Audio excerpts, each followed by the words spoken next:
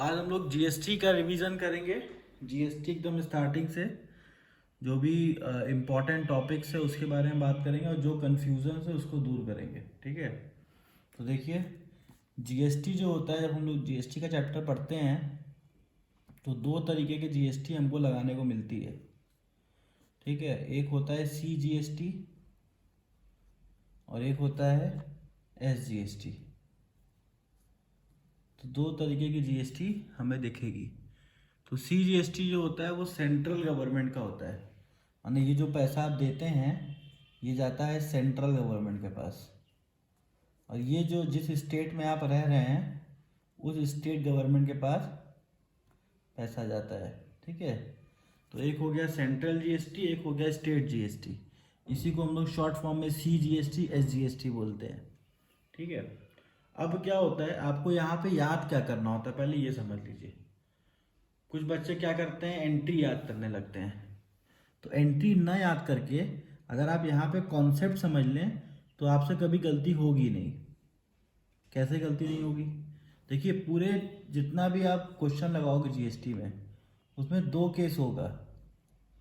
पहला होगा पैसा आपके पास आएगा, मतलब बिजनेस में आएगा, इन मतलब बिजनेस में इन हो रहा है, और दूसरा आपको दिखाया देगा कि बिजनेस से पैसा जा रहा है। इसके अलावा तीसरा कोई ट्रांजैक्शन दुनिया में बना ही नहीं है। बिजनेस में अगर आप ट्रांजैक्शन करोगे पैसा आएगा पैसा जाएगा।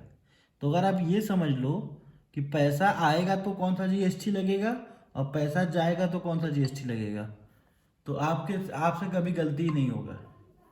ठीक है, तो अगर आपके दिमाग में ये चीज़ बैठ जाए कि पैसा आते समय कौन सी जीएसटी लगानी है और पैसा जाते समय कौन सी जीएसटी लगानी है, अगर ये कॉन्सेप्ट अगर आपके दिमाग में बैठ जाए तो आप कभी गलती करोगे ही नहीं। तो हम लोग समझते हैं कि यार पैसा आता है तब कौन सी लगाते हैं, जाता है तब कौन सी लगाते हैं।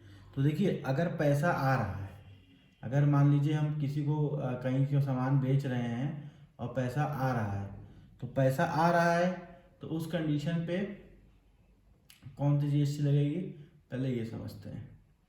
तो अब जब पैसा आता है तो कोई सामान हम बेच रहे हैं, ठीक है ना, पैसा कब आएगा, अब कोई सामान हम बेच रहे हैं, सेल किए और उसके बदले में हमको पैसा मिला।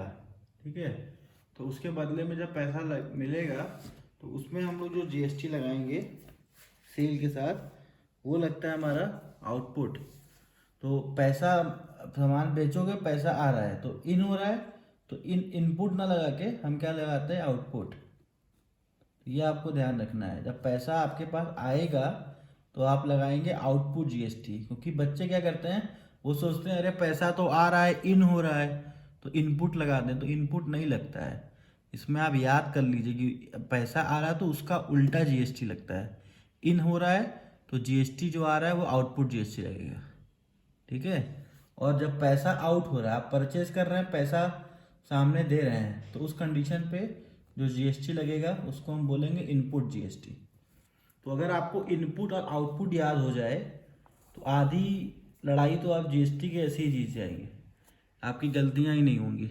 लेकिन बच्चे इनपुट आउटपुट याद नहीं कर पाते हैं, खाली बस ऐसा समझिए पैसा आएगा तो आउटपुट जीएसटी लगाएंगे, पैसा जाएगा तो इनपुट जीएसटी लगाएंगे। अगर ये चीज़ आप अपने दिमाग में बैठा लें तो जीएसटी के क्वेश्चंस कभी आपके गलत ही नहीं होंगे। ठीक है, और एक चीज़ और याद रख लीजिए, जब भी जीएसटी लगेगा दोनों का साथ में लगेगा, सेंट्रल और स्टेट साथ में लगेगा। ठीक है, तो सेंट्रल और स्टेट साथ में लगेगा। इसके बाद एक नया कॉन्सेप्ट आता है जिसको हम बोलते हैं आईजीएसटी।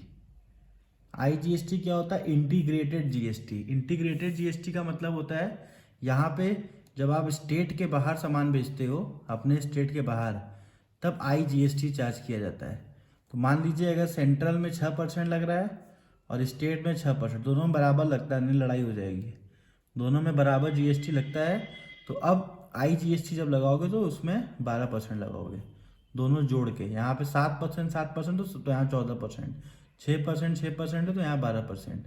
तो कॉन्सेप्ट यहाँ पे यही है कि अगर आप जीएसटी लगा रहे हो तो आप दोनों मिला के आईजीएसटी लगाओगे। तो आपने यहाँ पे सीखा कि अगर स्टेट में सामान बेचेंगे, एक स्टेट सेम स्टेट में सामान बेच रहा है, मतलब यूपी ने सामान बेचा यूपी में और यूपी ने सामान खरीदा यूपी से, तो दोनों में हमारा CGST SGST लगेगा। लेकिन अगर यूपी ने सामान बेचा MP से, MP को मतलब मध्य प्रदेश में, और मध्य प्रदेश से सामान खरीदा, तो यहाँ स्टेट चेंज हो गया, तो यहाँ पे लगेगा IGST। तो एक ये पॉइंट याद करने वाली चीज़ है, ठीक है, कि हमारा स्टेट में रहेंगे तो CGST SGST लगेगा, स्टेट के बाहर जाएंगे तो IGST एक साथ लगेगा, यहाँ पे दो ठो नहीं लगेगा। और उसके पहले, सबके पहले आपको इनपुट आउटपुट लिखना पड़ता है। तो इनपुट आउटपुट लोग याद करने लगते हैं, तो याद नहीं करना है। आप देखिए, पैसा अगर आ रहा है, बिजनेस में पैसा आ रहा है तो आउटपुट लगेगा, और पैसा अगर जा रहा है तो इनपुट लगेगा। बस खाली इतना अगर आप याद कर लेते हैं तो आप समझ लीजिए GST का जो आपका क्वेश्चन है वो आपका क्लियर हो गया। फिर खाली आपका कॉमन सेंस जो है वो आपको बता देगा कि क्वेश्चन की एंट्री कैसे होगी। जैसे अब उसका एग्जांपल भी ले लेते हैं एक। अब जैसे गुड्स हमने परचेज किया, तो परचेज गुड्स फॉर ₹10,000, ये क्वेश्चन दिया हुआ है, ठीक है। और बोला है CGST 6% है और SGST भी 6% है। ऐसा क्वेश्चन में लिख के आपको दे दिया। तो अब आपको क्या करना है, आपको पहला दिमाग ये लगाना है कि सामान परचेस करेंगे तो पैसा आएगा कि जाएगा। देखिए, ऐसे सीखिए कि कैसे सोचा जाता है, अपने हिसाब से मत सोचिए, जैसे हम आपको बता रहे हैं वैसे सोच के देखिए, कभी आपकी गलती नहीं होगी, ठीक है। हम लोग जो फॉर्मूला बताते हैं वो सालों का निकाला हुआ फॉर्मूला है, आज का फॉर्मूला नहीं है कि आज हमने उसको बुक से देख के आपको बता दिया, ठीक है। ये सब हम लोग का एक्सपीरियंस होता है, तो इसको आप लोग फॉलो करिए। यहाँ अगर हम बोल रहे हैं कि अब परचेज गुड्स की, तो सबसे पहला चीज़ सोचिए पैसा आ रहा है कि जा रहा है।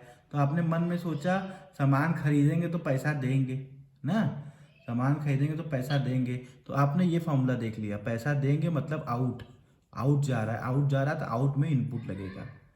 ऐसे याद कर, ऐसे सोचिए, सोचने का प्रोसेस बदल दीजिए, आपको कुछ याद नहीं करना पड़ेगा, आपको ऑटोमेटिक चीज़ें आने लगेंगी। तो आपने यहाँ पे सोचने का प्रोसेस ही बदल दिया कि आउट, हाँ परचेज कर रहे हैं तो पैसा देंगे। अब ऐसे आप मन में सोच रहे हो, बोल नहीं रहे हो, मन में सोच रहे हो परचेज करेंगे तो पैसा देंगे, तो पैसा देंगे तो पैसा मेरा जा रहा है। तो सर ने बताया था जब पैसा आउट होता है तो GST इनपुट लगता है। ऐसे याद करेंगे, ऐसे बार बार सोचेंगे ना तो आपको याद हो जाएगा। अब देखिए कैसे लगेगा GST। तो परचेज अकाउंट को हमने लिखा यहाँ पे 10,000 रुपीज़, ठीक है। और उसके बाद अब यहाँ पे हम GST लगाएंगे। तो जब भी GST लगता है तो जिसके साथ जिस पे लगता है उसी के साथ रहता है, ऐसे याद कर लीजिए। GST जिस पे लगेगा उसके साथ रहेगा। तो मतलब अगर परचेज पे लगेगा तो परचेज के साथ रहेगा, अगर परचेज डेबिट है तो GST भी डेबिट होगा। एक लाइन ये भी याद कर लीजिए, ठीक है ना। यहाँ पे कार्टून बना दे रहे हैं ताकि आपको याद हो जाए कि मान लीजिए कोई भी गुड्स पे अगर हम GST लगाते हैं, तो ये गुड्स है, इस पे GST लगाते हैं तो इसकी दोस्ती GST के साथ हो जाती है, GST। तो अगर गुड्स डेबिट है तो GST भी डेबिट होगा, गुड्स क्रेडिट है तो GST भी क्रेडिट होगा। इस चीज़ को एकदम फिगर को याद कर लीजिए, तो आपसे गलती कभी नहीं होगा GST को लेके, ठीक है। तो इस तरीके से आप छोटी छोटी चीज़ों को अगर याद करते जाएंगे तो आपकी गलतियाँ ख़त्म होती चली जाएंगी, ठीक है। तो अब देखिए, अब आते हैं, हमने यहाँ पे गुड्स परचेज किया तो यहाँ पे 10,000 रुपये का, अब देखिए यहाँ पे लिखा हुआ है, ठीक है। हमने गुड्स परचेज किया, अब हमने सर ने हमको बताया कि GST साथ साथ लगता है, हमको ये भी पता है यहाँ पे इनपुट लगेगा। क्यों? क्योंकि सामान हम बेच रहे हैं, पैसा जा रहा है, तो पैसा जाता है तो इनपुट लगता है। तो आपने लिखा इनपुट CGST अकाउंट डेबिट, फिर आपने लिखा इनपुट SGST अकाउंट डेबिट। अब 6% आपने लगा लिया, 600 और 600। और उसके बाद अब आपने पैसा पेमेंट कर दिया, तो टू कैश आपने लिख दिया। तो टू कैश में आपने जोड़ के यहाँ पे टोटल 11,200 रुपये लिख दिए। तो देखिए कितना इजी है, कुछ भी इसमें टफ नहीं है। खाली आपको ये याद करना है कि इनपुट लगेगा कि आउटपुट लगेगा, और उसके बाद परचेज है तो परचेज के संग लगा दीजिए, सेल है तो सेल के संग लगा दीजिए। ये कार्टून आपको सिखा दे रहा है, ये वाला जो ऊपर कार्टून बनाया है ये बता रहा है कि नहीं, देखिए अगर डेबिट है गुड्स तो जीएसटी भी डेबिट रहेगा, अगर क्रेडिट है गुड्स तो जीएसटी भी क्रेडिट रहेगा। इनपुट आउटपुट आपको समझा ही दिए हैं। पैसा आ रहा है, इन है तो आउटपुट लगेगा, पैसा जा रहा है, आउट है तो इनपुट लगेगा, और जब भी लगेगा दोनों CGST SGST साथ ही में लगेगा जब एक ही स्टेट में बेचेंगे। ठीक है, तो इस तरीके से अगर आप कॉन्सेप्ट को समझेंगे तो ज़्यादा आसान रहेगा। ठीक है, अब देखिए एक और आपको सिखाते हैं, इसीलिए रिवीजन में आपका कॉन्सेप्ट क्लियर कर रहे हैं, तो रिवीजन जाने से पहले, मतलब आप एग्ज़ाम देने से पहले इसको ज़रूर पूरा एक तरीके से देख लीजिए। फॉर, अब सोल्ड गुड्स है फॉर ₹10,000, 10,000 का सामान हमने बेचा है। अब CGST 6% है, SGST है 6%, तो ये चीज़ें यहाँ पे लिखी हुई हैं। ठीक है, अब हमने गुड्स बेचा है तो उस कंडीशन पे अब क्या होगा, सामान बेच रहे हैं भाई, अब हम अपने दिमाग में सोचेंगे, आप लोग बोलिए मत, दिमाग में सोचिए खाली कि सामान अगर हम बेच रहे हैं तो पैसा हमारे पास आएगा, तो सर ने बताया था पैसा आएगा तो आउटपुट लगेगा, हमने ये वाला फार्मूला याद किया, पैसा आएगा तो आउटपुट लगेगा। अब हम क्या करेंगे, आउटपुट वाली जीएसटी लगाएंगे। ठीक है, और दूसरा सर ने सिखाया था कि जिधर गुड्स होता है उधर जीएसटी लगता है, तो सेल तो हमारा क्रेडिट होता है तो जीएसटी भी क्रेडिट होगा। तो देखिए कितना बढ़िया याद हो गया। अब आप जब एंट्री बनाओगे तो आप फटाफट आपकी एंट्री बन जाएगी। तो देखिए पैसा आ रहा है तो कैश अकाउंट डेबिट है, क्योंकि सेल करते हैं तो पैसा आता है। टू, आपने यहाँ पे सेल्स लिख दिया, सेल्स अकाउंट, फिर उसके बाद टू, अब पैसा आ रहा है तो आपको आउटपुट सिखाया गया है तो आपने आउटपुट लिख दिया, आउटपुट CGST, और टू आउटपुट SGST। देखिए कितना सही सही आपको याद हो गया। इस तरीके से अगर सोच सोच के पढ़ेंगे ना, एक शुरू में आपको लगेगा कि बहुत समय लग रहा है हमको क्वेश्चन लगाने में, लेकिन जहाँ 2-4 बार क्वेश्चन लगाएंगे ना आपके दिमाग में बैठ जाएगा कि पैसा आ रहा है कि पैसा जा रहा है, फटाफट GST लगा के खाली हो जाएंगे। तो इस तरीके से पढ़ाई को आसान बनाते हैं। ठीक है, तो अब देखिए यहाँ पे सेम एंट्री है तो कुछ भी कैलकुलेशन आपको करना नहीं है, कैलकुलेशन आपके ऊपर लिखा ही हुआ है, फटाफट देख के आपने GST लिख दिया और यहाँ पे आपका ये आ गया। तो देखिए कितना आसान तरीके से आपने GST का पहला कॉन्सेप्ट सीख लिया। अब आते हैं GST के दूसरे कॉन्सेप्ट पे। अब देखिए यहाँ पे हमने गुड्स परचेज किया है। ठीक है, अब गुड्स जब परचेज कर लिए, चलो ठीक है, यहाँ कोई दिक्कत नहीं है। अब मान लीजिए हम उधार में परचेस किए हैं, अगर उधार में परचेस किए होते तो यहाँ पे कोई ना कोई नाम लिखा होता, कैश के जगह पे राम श्याम मोहन कुछ लिखा होता। ठीक है, तो मान लेते हैं हमने उधार में भी परचेस किया तो हमने यहाँ बगल में यहाँ राम लिख दिया, यहाँ मोहन लिख दिया। तो अब हमने ये जो परचेस किया था इस सामान की क्वालिटी अच्छी नहीं थी। ठीक है, हमने उसको वापस कर दिया। अब राम को अगर हम सामान वापस करेंगे तो क्वेश्चन में GST लगाने के लिए थोड़ी ना बोलेगा आपसे कि GST लगाओ, आपको बोलेगा केवल कि goods return to Ram 1,000 rupees. अब आपको अपना कॉमन सेंस यूज़ करना है कि गुड्स रिटर्न टू राम 1,000 बोल रहा है, तो जब हम खरीदे थे तब GST लगाए थे, तो बेचेंगे तब भी GST लगाएंगे। अब यहाँ पे क्वेश्चन GST लगाने के लिए नहीं बोलेगा, लेकिन आप GST लगाएंगे। तो रिटर्न में हमने आपको क्या सिखाया है, एंट्री को फ्लिप कर दीजिए, एंट्री को पूरा फ्लिप कर दीजिए। तो वही चीज़ आप सीखते हुए यहाँ पे अब आप दिमाग नहीं लगाओगे पैसा आ रहा है कि पैसा जा रहा है। क्यों, क्योंकि जब सामान वापस कर रहे हो तो पैसा थोड़ी ना आपको वापस मिलेगा। जब सामान वापस करते हो तो उसके बदले में आपका पैसा घट जाएगा। ठीक है, तो यहाँ पैसा के बारे में सोचिए ही मत, खाली एंट्री को फ्लिप कर दीजिए। तो यहाँ पे इनपुट आउटपुट का कोई कॉन्सेप्ट बनता ही नहीं है। परचेस किए हैं, परचेस का बस खाली एंट्री फ्लिप कर दीजिए। तो परचेस की जब आप एंट्री फ्लिप करेंगे तो राम अकाउंट डेबिट, उसके बाद आपने एंट्री फ्लिप की टू, अब आपने यहाँ पे परचेज के जगह पे लिख दिया परचेज रिटर्न, उसके बाद to input CGST, to input SGST, ये आपने ऐसे लिख दिया। ठीक है, अब जो भी सामान था आपने उसका दाम लिखा 1,000 रुपये। अब उस पर जो भी GST लगेगा 60-60 रुपये, 6% निकाल के आप GST लिखेंगे। फिर यहाँ पे आपका कुल मिला के 1,120 रुपये की पूरे वापसी हो गई। तो देखिए यहाँ पे भी आपको कोई बहुत ज़्यादा दिमाग नहीं लगाना है। अगर आपका कॉन्सेप्ट है कि आपको याद है कि एंट्री रिवर्स करनी है और परचेस के बगल में रिटर्न लिखना है, तो ये आपका गलत नहीं होगा, कभी गलत नहीं होगा। ठीक है, यहाँ पे आपको इनपुट आउटपुट का कोई लफड़ा ही नहीं है। जैसे आप क्वेश्चन लगा रहे हो वैसे ही लगाओगे। अब आते हैं हम लोग सेल्स रिटर्न में। तो सेल्स रिटर्न देखिए कैसे होगा। अब मान लीजिए हमने कोई गुड्स खरीदा था और वो हमको पसंद मतलब हमने बेचा था और उस सामने वाले बंदे को पसंद नहीं आया। बिजनेस में तो ऐसा होता ही रहता है, ज़रूरी थोड़ी ना आप जितना सामान बेचते हो सबको पसंद ही आ जाता है। तो आप क्या करोगे, जो सेल्स वाली एंट्री है अब उसको फ्लिप करोगे। तो सेल्स वाली जब एंट्री फ्लिप करोगे तब क्या होगा, अब देखिए। तो यहाँ पे जो सेल्स अकाउंट है, सेल्स अकाउंट आपका डेबिट हो जाएगा।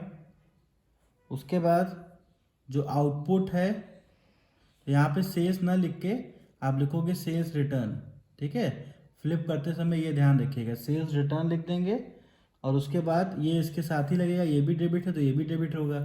तो output CGST, output SGST, account debit आपने किया। टू जो भी नाम था आपने वो नाम लिख दिया मोहन। तो यहाँ पर रिटर्न जो हमने किया वही सेम अमाउंट का है, 1,000 का है। GST 6% लगाएंगे, 60-60 रुपये हो जाएगा। दोनों मिला के 1,120 रुपये का सामान हो गया। तो इस तरीके से आपने एंट्री कर दी। बहुत ही सिंपल सी एंट्री है। ठीक है, अगर आप वो चीज़ अपने दिमाग में बैठा लेते हैं, इनपुट आउटपुट का कॉन्सेप्ट, तो कभी गड़बड़ होगा ही नहीं। अब मान लीजिए हमने कोई फिक्स एसेट्स खरीद लिया। फिक्स एसेट में मान लीजिए परचेज ऑफ मशीन ₹1,00,000। हमने 1,00,000 की कोई मशीन खरीद ली। भाई हमको मशीन की ज़रूरत थी। अब क्वेश्चन में लिखा है कि 6% GST लगेगा CGST और 6% लिखा हुआ है, ये क्वेश्चन में दिया रहेगा, आपको दिमाग नहीं लगाना है। ये 6% CGST SGST है। अब फिर से वही चीज़ सोचेंगे कि भाई अब हमने परचेस किया तो पैसा आएगा कि जाएगा। तो अपने मन में सोचना शुरू किए, परचेस करेंगे पैसा जाएगा, पैसा जाएगा मतलब आउट होगा। सर ने बताया था जब भी आउट होता है तो इनपुट GST लगाते हैं। ठीक है, ऐसे याद करेंगे। तो आप मशीन खरीद रहे हो तो मशीन अकाउंट आपने डेबिट कर दिया। उसके साथ अब यहाँ पे आप इनपुट लगाओगे क्योंकि पैसा जा रहा है। तो input CGST account debit, input SGST account debit to, जिससे भी आपने खरीदा। मान लो क्वेश्चन में कुछ भी दिया हुआ है या फिर कुछ नहीं दिया है तो कैश लिख दीजिए। ठीक है, अब 1,00,000 की हमारी मशीन है तो 1,00,000 पे अब हम यहाँ पे GST लगाएंगे तो हमारा 6-6 हज़ार रुपये आ जाएगा। तो यहाँ पे हम लोग क्वेश्चन में आंसर में लिख देंगे 1,12,000 रुपये। तो देखिए कितना आसानी से क्वेश्चन लग गया मशीन का भी।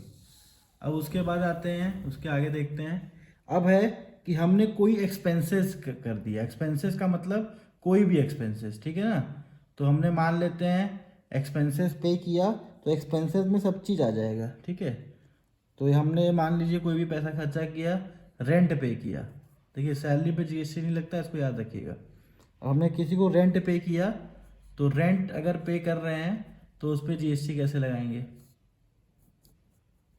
तो रेंट अकाउंट को डेबिट करेंगे। अब रेंट पे कर रहे हैं तो वही कॉन्सेप्ट फिर से कि अगर पैसा दे रहे हैं तो उस कंडीशन पे क्या होगा, उस कंडीशन में पैसा हमारा जा रहा है तो जा रहा है तो पैसा आउट हो रहा है तो मतलब इनपुट GST लगेगा। ऐसे याद करेंगे तो आपको याद हो जाएगा। इनपुट CGST और इनपुट SGST।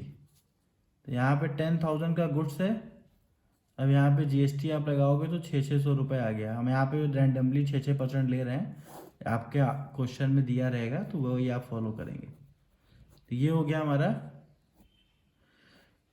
11,200 रुपये। ये हो गया हमारा रेंट का। अब मान लीजिए हमको कोई कमीशन मिल गया, ठीक है, कोई हमको फ़ायदा हो गया, ठीक है, इनकम आ गई। तो इनकम भी बिजनेस में होता ही रहता है।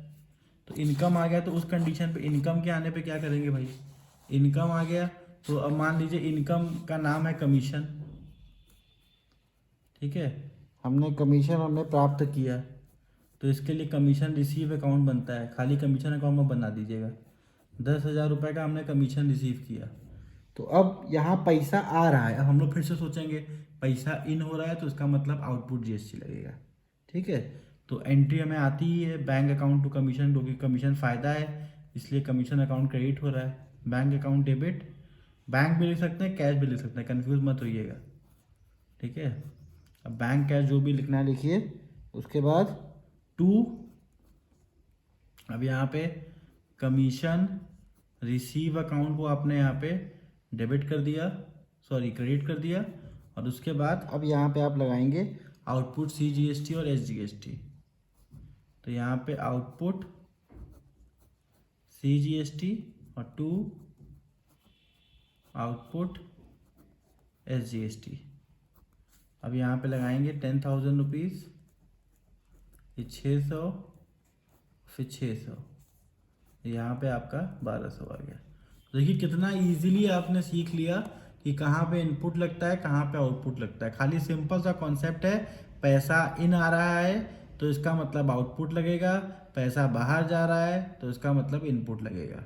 ये चीज़ आपने याद कर लिया। दूसरा चीज़ आपने याद कर लिया, अगर गुड्स खरीद रहे हैं तो गुड्स के साथ ही GST लगेगा। अगर परचेज अकाउंट डेबिट है तो GST अकाउंट भी डेबिट होगा, और अगर सेल्स अकाउंट क्रेडिट है तो सेल्स अकाउंट भी क्रेडिट होगा, ठीक है। और रिटर्न वाले में कुछ नहीं करना है, खाली एंट्री फ्लिप करना है। जहाँ पे परचेज लिखा है वहाँ परचेज रिटर्न लिख देंगे, जहाँ सेल्स लिखा है वहाँ सेल्स रिटर्न लिख देंगे, इसके अलावा कुछ नहीं करना। और रिटर्न में जब भी कोई भी सामान आप रिटर्न करते हो तो वहाँ पे अमाउंट जो रहता है वो रिटर्न का दिया होता है। GST आपको अपने मन से लगाना होता है, ये आपको क्वेश्चन में नहीं बोलेगा। तो ये अगर आप ध्यान से समझ लेते हैं तो ईजिली आप क्वेश्चन लगा लेंगे। क्लियर है?